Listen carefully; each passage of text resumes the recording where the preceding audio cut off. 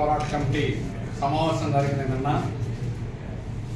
మా పోరాటాన్ని కొనసాగించాలని చెప్పేసి నిన్న కార్యక్రమం తీసుకోవడం జరిగింది. ఈ నెల 22 ఆగస్టు 22న సిఎండి కార్యాలయం వద్ద నిరసన తెలియజేయాలని, సెప్టెంబర్లో రాష్ట్ర వ్యాప్తంగా రాస్తా రోకో చేయాలని పిలుపుకోవడం జరిగింది. దీనికి ప్రధానమైన కారణం విశాఖ ఉక్కు స్టీల్ ప్లాంట్ యొక్క సామర్థ్యాన్ని పెంచాలని మాత్రమే మేము అడుగుతున్నాం. ఉత్పత్తి పెంచండి, సామర్థ్యాన్ని పెంచండి, ఉన్న ఉత్పత్తిని పూర్తి శాతం సామర్థ్యంతో నడపాలనేదే మేము కోరుతున్నది.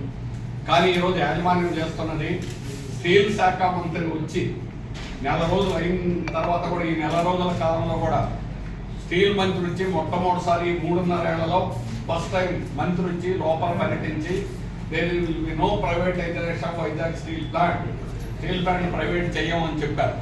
కానీ ఈరోజు కేంద్ర ప్రభుత్వం కానీ అట్లాగే ఇక్కడ ఉన్న సీఎండీ గారిని చేస్తున్న పని ఏంటంటే ఉత్పత్తిని పూర్తిగా తగ్గించడం, సామర్థ్యాన్ని తగ్గించడం. ఇది స్టీల్ ప్లాంట్ గత సంవత్సరాల రకంగా చేయడం వల్లనే 4,000 కోట్ల నష్టం, దేశంలో అన్ని స్టీల్ ప్లాంట్ లాభాలు వచ్చాయి. మాకు నష్టానికి రావడం కావాలని ఉత్పత్తి తగ్గించడం. ఈ విశాఖ స్టీల్ ప్లాంట్కి 120% ఉత్పత్తి చేసేటువంటి శక్తి ఉంది, సామర్థ్యం ఉంది. గతంలో చేసాం. గ్లాస్ ఫర్నేస్ 110% పైగా చేసింది. టీపీపీ 120% చేసింది. మంత్రికి చెప్పాము ఈ విషయాలన్నీ కూడా. కానీ తర్వాత కూడా ఈ రోజు కూడా ఉత్పత్తి తగ్గించి దీన్ని బలహీనం చేయాలని చెప్పి చూస్తారు. రెండోది ఉన్న హక్కుల్ని తొలగించడం. ఈరోజు ఆఫీసర్లకి పెర్ఫార్మెన్స్ రిలేటెడ్ ఏఆర్పీ లేకుండా చేయాలని, ఉద్యోగులకు ఎక్స్గ్రేషన్ లేకుండా చేయాలి. ఇంకా 100 రకాలైన హక్కులు అవన్నీ చెప్తామంటే చాలా చేతాడు అవుతుంది.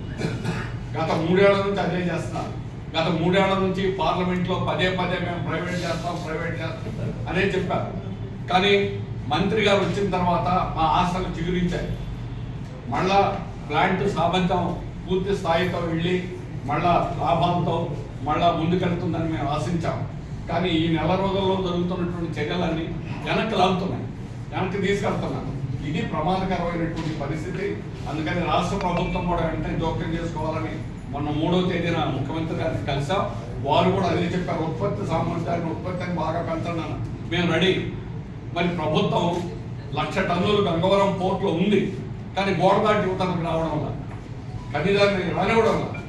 అందుకని ఈరోజు కేంద్ర ప్రభుత్వం అదాని కలిసి ఈరోజు కుట్ర చేస్తున్నారు, ప్రైవేట్ వైపు నడిపిస్తున్నారు, ప్రైవేట్ వైపు నెట్టాలని ప్రయత్నం చేస్తున్నారు, ఉన్న హక్కులు తీసేస్తున్నారు. కాంట్రాక్ట్ కార్మికులు 4 నెలల నుంచి జీతాలు లేవు. 4 నెలల నుంచి జీతాలు లేకుండా ఎక్కడైనా కార్మికులు పనిచేస్తారా? స్టీల్ ప్లాంట్ పెట్టిన తర్వాత 2,000 వరకు మాకు ₹1 లాభం లేదు. అయినా ఆనాడు ఇప్పుడు జీతాలు ఆస్తున్నారు కదా. ఈరోజు 935 కోట్లు రైల్ వీల్ ప్లాంట్ అమ్మి డబ్బులు తీసుకొచ్చారు. ఆ డబ్బులన్నీ ఏమైంది? ఆ డబ్బులు జీతాలు కూడా ఇవ్వకుండా కావాలని చేస్తున్నారు. రా మెటీరియల్ కావాలని కొనడం లేదు. కావాలని కేంద్ర బీజేపీ ప్రభుత్వం వాళ్ళకి కావాల్సినటువంటి డైరెక్ట్ ఆపరేషన్ లేకుండా ప్లాంట్ నడుపుతున్నారు.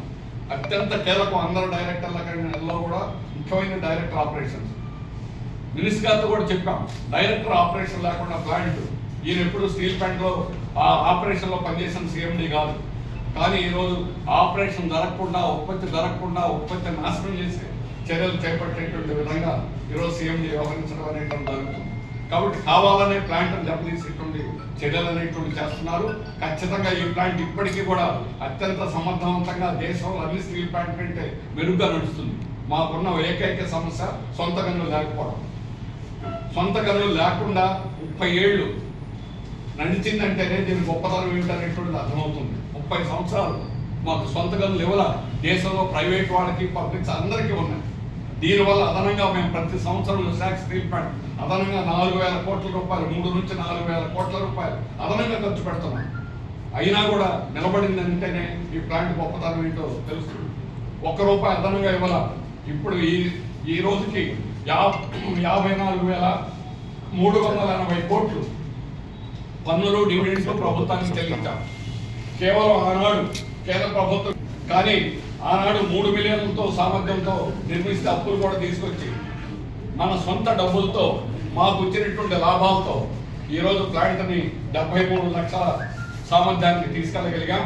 ఇది స్టీల్ ప్లాంట్ యొక్క శక్తి, స్టీల్ ప్లాంట్ యొక్క గొప్పతనం దేశంలో మిగిలిన అన్ని స్టీల్ ప్లాంట్ కంటే కూడా బ్రహ్మాండంగా ముందుకు తీసుకెళ్ళగలిగిన శక్తి ఇప్పటికీ ఉంది. కానీ కావాలని వాళ్ళు ఎంత దెబ్బగుట్టినా కూడా ఇప్పటికీ బ్రతుకున్నదంటేనే దాని గొప్పతనం, దాని శక్తి ఎంత అనేది అర్థమవుతుంది. సముద్రం పక్కన ఉంది, 20,000 ఎకరాల ల్యాండ్ బ్యాంక్ ఉంది. అందుకని దీన్ని కాజేయాలని, రియల్ ఎస్టేట్స్ ఉపయోగించుకోవాలని ప్రైవేట్ యాజమాన్యాలు ప్రయత్నం చేస్తున్నాయి. ఇది రాష్ట్ర పరిశ్రమలకు మణిహారం. ఇటువంటి పరిశ్రమను కాపాడుకోవడం రాష్ట్రంలో ప్రజలందరి యొక్క బాధ్యత.